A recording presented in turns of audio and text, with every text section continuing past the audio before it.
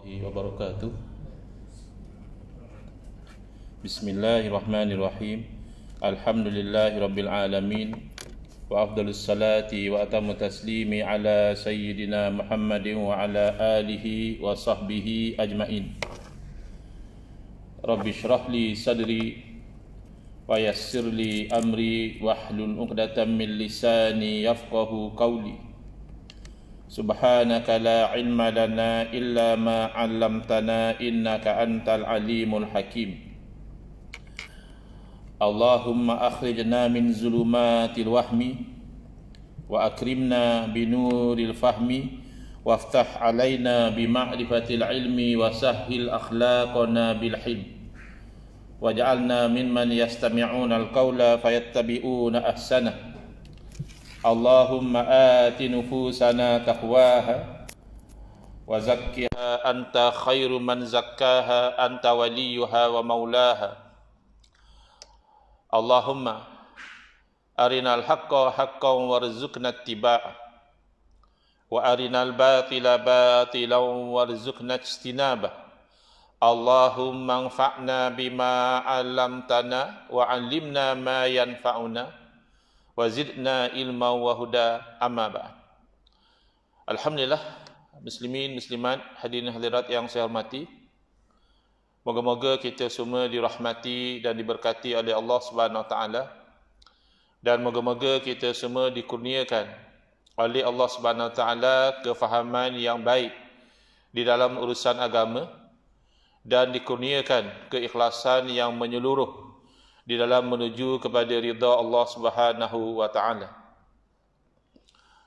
Malam ni insya-Allah kita akan menyambung pengajian kuliah Maghrib bulanan hari Selasa yang pertama, anjuran surah Al-Islah, Taman Keramat, menggunakan kitab Masailut Tauhid, masalah-masalah, persoalan-persoalan yang berkaitan dengan ilmu tauhid, yang disusun oleh guru saya almarhum Tuan Guru Haji Muhammad Saman Kati rahimahullah taala wa nafa'ana bihi wa bi'ulumihi fid dharaini amin. Cetakan Akademi Jawi Malaysia, versi tulisan Rumi, kita sampai ke muka surat 33. Soalan: nyatakan nafi dua kam pada zat dan dua kam pada sifat dan satu kam pada af'al itu. Jadi kalau kita tidak familiar dengan istilah-istilah yang digunakan dalam pengajian ilmu tauhid dan belum mengikuti pengajian sebelumnya, mungkin soalan ini menyebabkan kita pun tak faham dia nak apa sebenarnya. Ya. Nyatakan nafi dua kam pada zat dan dua kam pada sifat dan satu kam pada af'al. Jadi ini sebenarnya ada kaitan dengan pengajian kita berkait dengan sifat yang wajib bagi Allah Subhanahu Wa Taala, iaitu wajib akli. Sifat yang akal tidak boleh terima, tidak ada pada Allah Subhanahu Wa Taala. Mesti ada, tak mungkin tidak ada. Jadi dalam beberapa hari lepas ada disebarkan potongan video satu orang ustaz menuduh bahawa Asy'ariyah itu seolah-olah tak punya Tuhan. Jadi Tuhan itu antara ada dan tiada, kata dia. Tuduhan daripada orang yang mendakwa kononnya dia itu dahulu berakidah dengan akidah Asy'ariyah. Ya. Ini adalah fitnah ataupun kebodohan daripada orang yang menuduh ketika mana dia mengaji akidah Asy'ariyah, dia sebenarnya tak faham. Dan bila dia tak faham, dia menjaja ketidakfahaman dia itu, lalu menjadikan ketidakfahaman dia itu asas membuat satu tuduhan yang berat. Kalau berakidah Tuhan tak ada, itu kan kafir. Asy'ariyah itu majoriti umat Islam. Bahkan majoriti para ulama adalah Asy'ariyah. Majoriti ahli tafsir adalah Asy'ariyah. Majoriti ahlul hadis, pakar-pakar hadis adalah Asy'ariyah. Majoriti ahli usul fiqh adalah Asy'ariyah. Bahkan majoriti ahli-ahli fiqh, ya, fuqaha adalah Asy'ariyah. Majoriti ahli sufi, ya, yang bertasawuf dengan tasawuf yang sebenar adalah Asy'ariyah. Jadi dengan tuduhan kononnya Asy'ariyah ni seperti tak ada Tuhan, itu seperti mengkafirkan majoriti umat Islam seperti mengkafirkan majoriti para alim ulama yang menjadi ikutan umat Islam. Ini satu bentuk kegopohan yang berbahaya. Padahal kalau kita belajar sifat 20 yang basic, sifat 20 itu kita belajar sifat wajib, sifat mustahil dan juga sifat yang harus bagi Allah Ta'ala. Bila kita pergi pada sifat yang wajib, berarti kita membincangkan sifat yang mesti ada pada Allah Ta'ala. Tak mungkin tak ada. Tidak menerima nafi sekali-kali. Itu dalam bahasa lamanya. Sifat yang wajib pada akal ini adalah sifat yang hanya menerima tetap, iaitu isbat. Dan tidak akan menerima nafi sekali-kali. Yang pertama daripada sifat wajib adalah wujud. Berarti wujud itu ditetapkan pada Allah. Dan tak menerima nafi, tak mungkin Allah tak wujud. Tapi oleh kerana dia gagal memahami nature sifat wujud itu, adakah ainul zat, adakah zat itu sendiri atau sesuatu yang lebih pada zat, dibincangkan dengan lebih detail oleh para ulama, maka dia menyangkakan ulama membincangkan zat Allah. Ulama membincangkan nature sifat wujud itu. Jadi nature sifat itulah yang mengelaskan sebagai nafsiyah. Nature sifat yang kita sedang fokus sekarang ni namanya salbiyah. Kerana nature-nya adalah berfungsi untuk menafikan yang tidak layak bagi Allah. Jadi ini masalah ya. Apabila orang yang sudah bertitle ustaz juga gagal faham benda-benda basic sebegini, mungkin dah dipengaruhi oleh pemikiran-pemikiran tertentu, menyebabkan bersangka buruk kepada majoriti umat Islam. Majoriti umat Islam ini berakidah Tuhan itu antara ada dan tiada. Mana ada begitu? Kita orang biasa ni pun kita tahu, akidah kita mesti Tuhan ada. Kalau sampai kata Tuhan tu tak ada pun, nak kata ada pun tak, nak kata tak ada, itu tak betul. Kita tak perlu jadi mufti, tak perlu jadi alim ulama untuk kita tahu bahawa akidah macam tu tak betul. Jadi bila kita pergi kepada membincangkan salbiyah, 5 sifat yang menafikan yang tidak layak bagi Allah Subhanahu wa taala, kita pergi kepada wahdaniyah. Asalnya kita pergi pada qidam, baqa. Qidam menafikan apa? Menafikan permulaan bagi wujud Allah. Berarti menafikan bahawa wujud Allah tu didahului oleh tiada. Kerana itu tak mungkin berlaku pada Allah Ta'ala.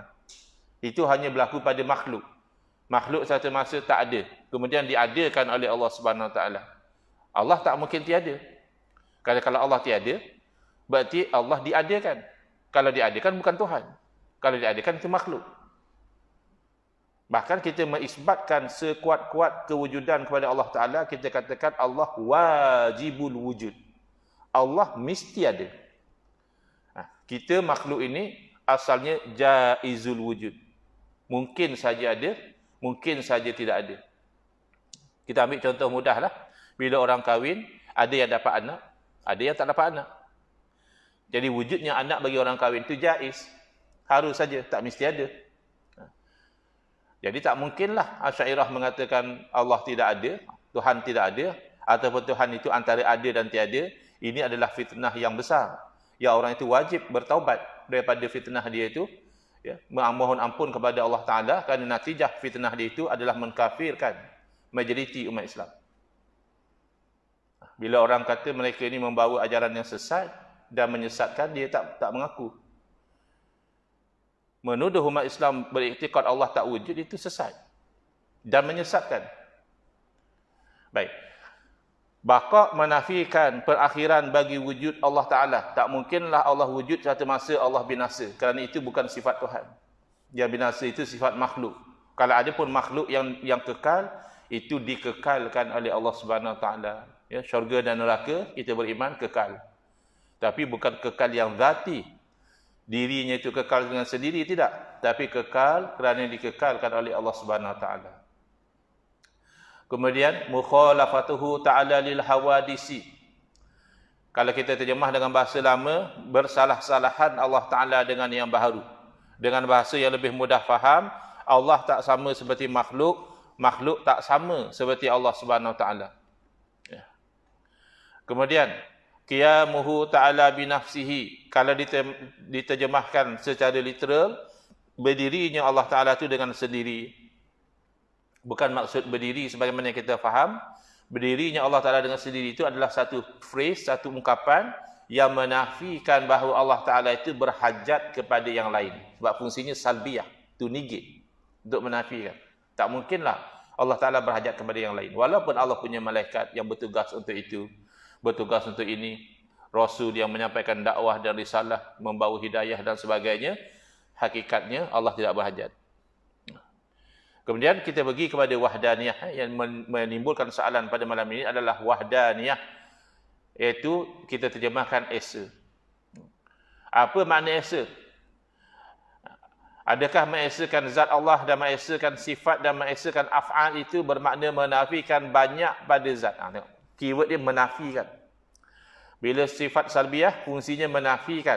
Adakah ia menafikan banyak pada zat? Adakah ianya menafikan banyak pada sifat? Zat dan sifat ini dah jadi bahasa Melayu. Dan adakah ianya menafikan banyak pada af'al? Af'al tu bahasa Arab.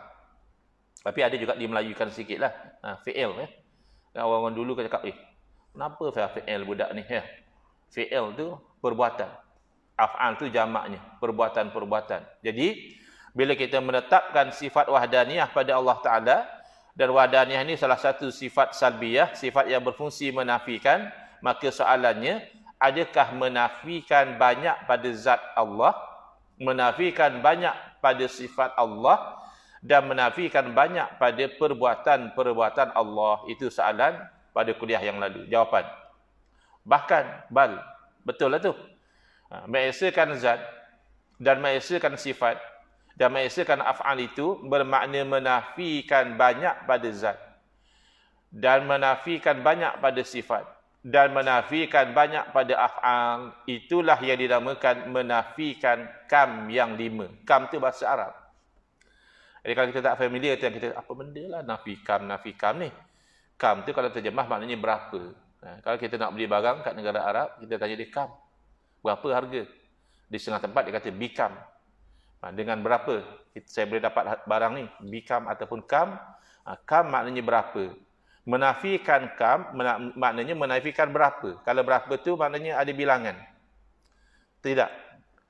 Allah tidak dibilang-bilangkan. Menafikan berbilang-bilang dalam setengah bahasa.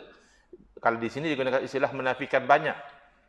Setengah orang menggunakan istilah berbilang-bilang. Menafikan berbilang-bilang pada zat, menafikan berbilang-bilang pada sifat, dan menafikan berbilang-bilang pada perbuatan, iaitu af'al. Lalu diperincikan. Nyatakan nafi 2 kam pada zat, menafikan 2 berbilang-bilang pada zat Allah itu macam mana? Menafikan 2 kam pada sifat, menafikan 2 jenis berbilang-bilang pada sifat itu macam mana? Dan menafikan 1 kam pada af'al, iaitu menafikan berbilang-bilang pada perbuatan Allah itu macam mana? Nak faham? Jawapan. Pertama ya. Menafikan 2 kam pada zat itu, yang pertama adalah menafikan kam muttasil. Kalau saya lebih suka ketepikan dulu istilah tu. Kerana istilah tu kita tak familiar. Kam muttasil, kam munfasil tu kita tak familiar. Dan hafal istilah tu tak mesti. Yang mesti kita faham penafian itu. Maka kalau boleh saya nak dahulukan keterangan dahulu. Menafikan 2 jenis berbilang-bilang pada zat itu, iaitu menafikan yang pertama bahawa zat Allah Ta'ala bukannya bersusun daripada juzuk kepada juzuk. Bukannya komponen bercantum dengan komponen, maka jadilah zat Allah Subhanahu Wa Ta'ala dinafikan. Tidak macam itu. Kan kita ni kan bercantum. Daripada jirim menjadi jisim. Kalau badan kita ni ada namanya organ. Ya, dan sebagainya. Akhirnya jadilah kita. Dan ada setengah orang terpotong sebahagian daripada diri dia. Terpotong tangan dia, terpotong kaki dia, terpotong kepala, ya habislah. Tak hidup lah.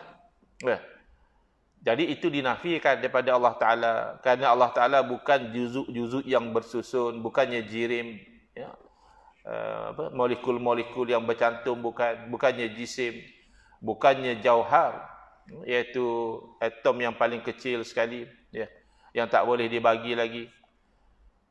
Sebagaimana yang ternyata pada mukhalafatuhu ta'ala lil hawadis tu, dah ada elemen menafikan. Yang macam itulah yang dinamakan kam muttasil.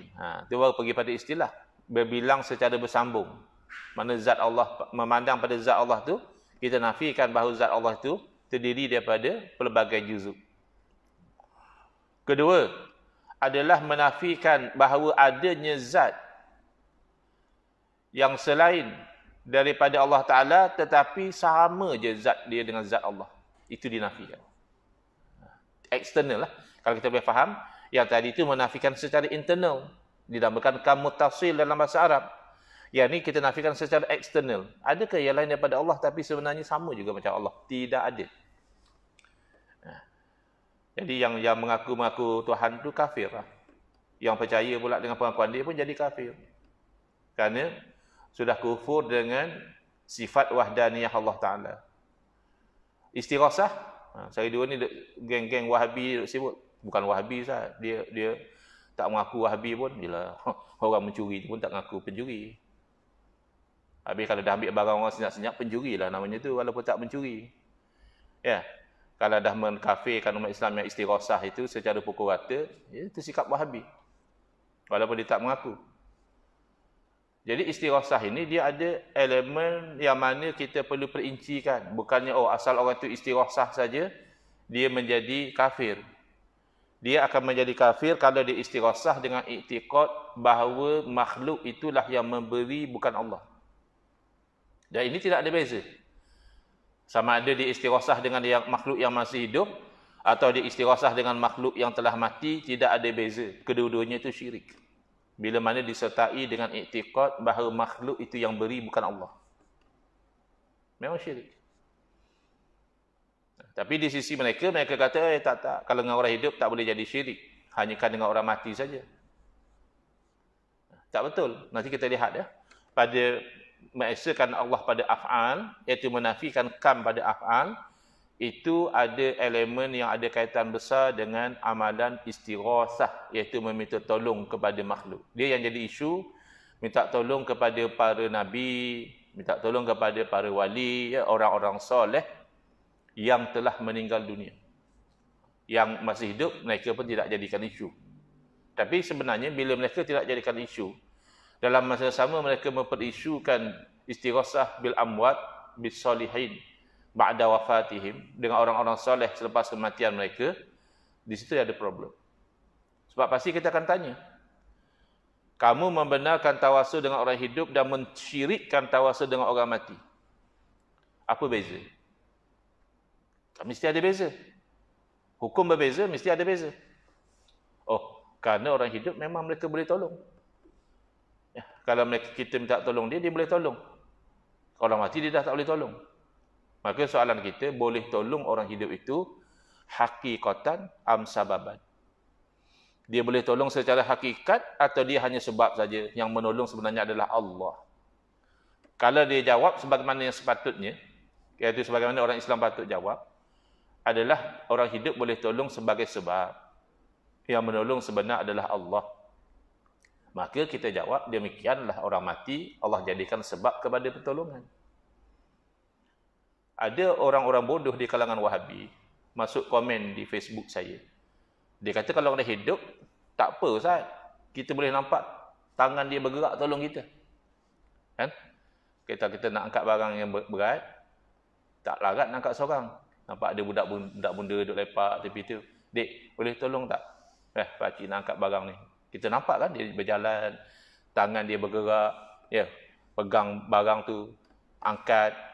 Habis orang mati kita nampak ke? Kalau kita tak tolong dia, tangan dia bergerak, tolong kita. Ini namanya bodoh tapi confident. Kalau dia cerdik, dia tak tanya soalan macam itu. Pertama, kerana pertolongan bukan dalam mesti pergerakan. Orang hidup pun sama. Tak mesti orang hidup tu datang bergerak tangan dia. Kadang-kadang kita minta tolong dengan dia tolong di belakang tabir.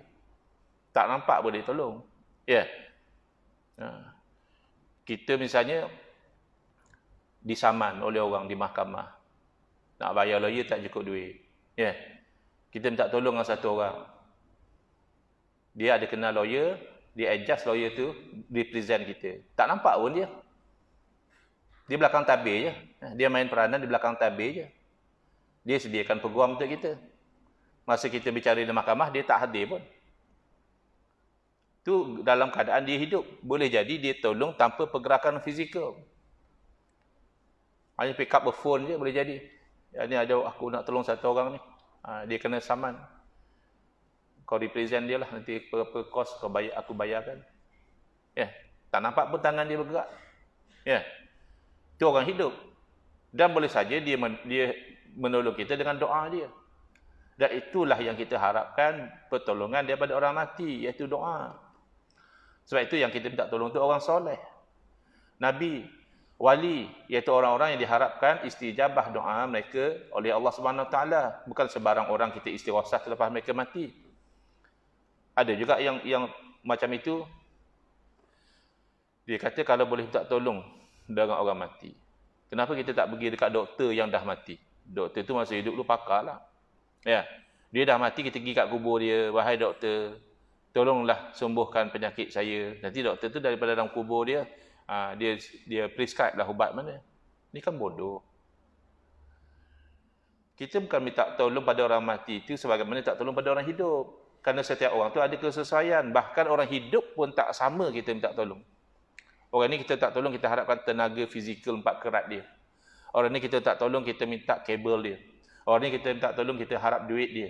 Orang ni kita tak tolong, harap doa dia. Lain. Sesama orang hidup pun tak sama. Ada pula orang tu dah mati. Ya dah lah masa hidup dia kerja doktor. Ya, tak ada masa untuk keluarga. On call manjang. Dah mati pun kamu masih buat appointment nak merawat dengan dia. Agak-agak. Ya. Ini kejahilan yang tidak malu untuk ditonjolkan. Akibat terpengaruh dengan fahaman yang ekstrim yang menyebabkan merasa orang Islam lain itu semua jahil. Hanya kumpulan dia yang betul, yang sunnah, yang bertauhid. Orang lain tu jahil, bid'ah dan juga syirik. Padahal kalau kita belajar, kita faham nanti. Kan kita pergi kepada yang kedua. Menafikan 2 kam pada sifat itu. Iaitu pertama, menafikan bahawa Allah Ta'ala tidak bersifat dengan 2 sifat yang satu jenis. Seperti 2 kudrah, seperti 2 iradah, seperti 2 ilmu, dan sebagainya. Sedangkan makhluk pelbagai. Kudrah kita itu pelbagai. Kudrah masa baby apa sangat boleh buat? Menangis, minum susu. Ya. Merangkak pun tak pandai lagi. Awal-awal jadi baby kan, mana pandai merangkak. Merangkak tu dah later stage. Baru ada kudrah untuk merangkak. Kemudian ada kudrah untuk berjalan. Kemudian Masya Allah, Tabarakallah, dah boleh berlari. Boleh melompat, boleh memanjat. Ya. Lagi kalau sudah remaja. Itu yang bersekal lajak lah, macam-macam lah. Tenaga dia lebih. Bila tak dikawal, dia salurlah tenaga dia ke sana kemari. Bila dah dewasa, lagi kuat. Dah 30. Dah naik 40 ke atas, macam slow down pula. Lagi kalau dah 50, dah mula sakit lutut. 60 tu kadang lutut dah tak kuat. Apalagi lagi 70. Dan sebagainya. Itu kan kudrah kita pelbagai. Iradah juga sama. Kehendak kita semalam boleh jadi berubah hari ni. Semalam fikir-fikir hari ni nak makan roti canai. Bangun pagi, tukarlah makan nasi lemak. Semalam plan nak makan roti canai. Itu iradah kita tu pelbagai. Dulu iradah kita kata orang ni adalah orang yang mendatangkan keburukan pada negara. Ya. Hari ni kita kata tak. Orang ni orang bagus, ada berjasa, kena bagi gelaran, kena bagi pangkat. Berubah. Iradah manusia boleh berubah pelbagai. Ilmu. Ilmu memang jelas.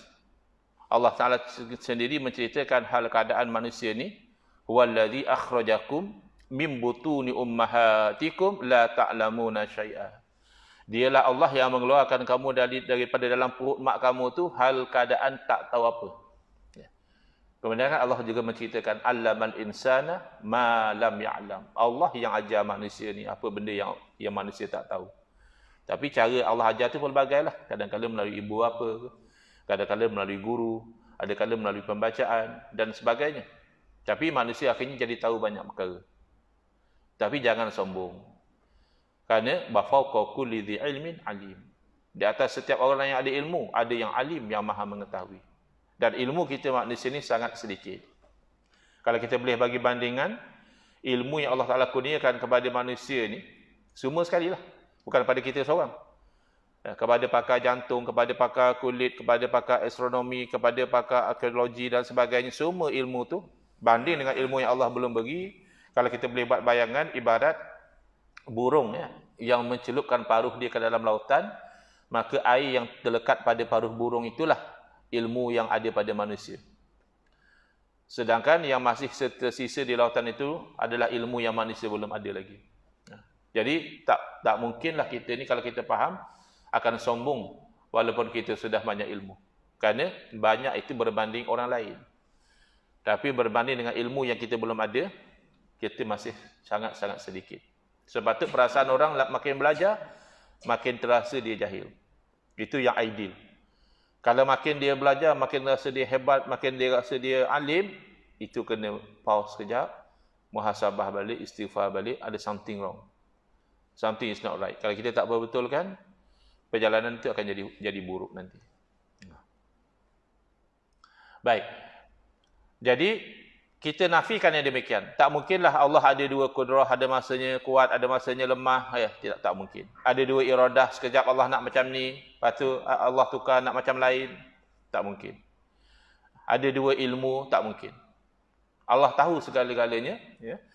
Apa yang belum berlaku, apa yang telah berlaku, apa yang wajib, apa yang mustahil, apa yang harus, semuanya itu dalam ilmu Allah. Dan lainnya.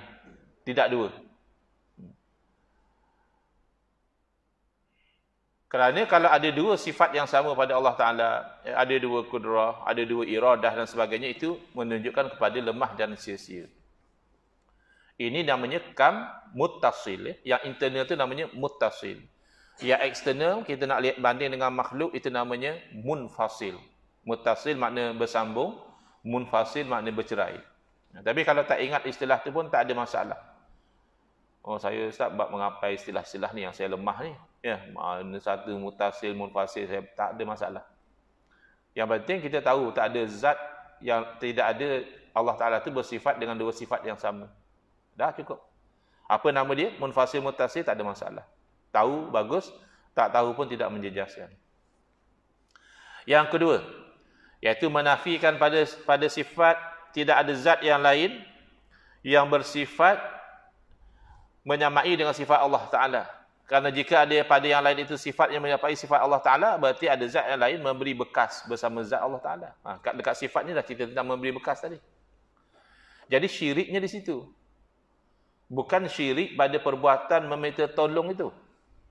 Syirik itu adalah pada iktiqad memberi bekas itu ada pada selain daripada Allah Ta'ala. Itu yang jadi syirik. Ada lain daripada Allah Ta'ala yang boleh menciptakan. Ada yang lain daripada Allah Ta'ala yang boleh menghidup dan mematikan. Ada yang lain daripada Allah Ta'ala yang boleh menyembuhkan penyakit. Ada lain daripada Allah Ta'ala yang boleh memberi rezeki. Syirik. Kalau i'tiqadnya begitu. Tapi atas dasar asbab, sebab dan musabab, kita kata orang ni telah mematikan dengan dia membunuh orang tu. Kan ada orang di penjara mahkamah kerana membunuh. Ya. Itu lihat pada sebab lah. Dah kamu tikam dia. Memanglah yang mematikan dia Allah. Tapi kamu tersebab. Maka kamu kena bertanggungjawab.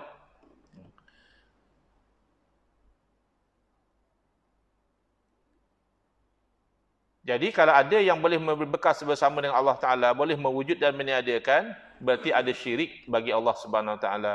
Maka itu mustahil pada akal dan mustahil pada naqal. Quran hadis menafikan syirik pada Allah. Akal yang sihat juga tidak boleh terima ada yang sama seperti Allah Ta'ala. Inilah yang diistilahkan sebagai tauhid rububiyah. Dalam pengajian tauhid 3 yang dipertahankan oleh golongan Wahabi, ini namanya tauhid rububiyah. Dan yang setakat itu mereka huraian macam tu, kita tak ada masalah. Bukan mentang-mentang kita tak setuju dengan tauhid 3 tu kita tolak semua, tidak. Setakat dia kata tauhid rububiyah berarti mengesakan Allah pada perbuatan Allah. Adapun tauhid uluhiyah mereka kata mengesakan Allah pada perbuatan makhluk. Maknanya makhluk tu jangan sembah lain pada Allah. Dua-dua tu betul. Mengesakan Allah pada perbuatan Allah inilah dia yang kita sebut wahdaniyatul af'al ni. Maaf, wahdaniyatul sifat dan juga wahdaniyatul af'al ni adalah mengatakan tidak ada yang memberi kesan dan memberi bekas, yang menciptakan, yang menghidupkan, mematikan melainkan Allah Subhanahu Wa Taala. Itu tidak ada pertikaian. Dan itu sepakat.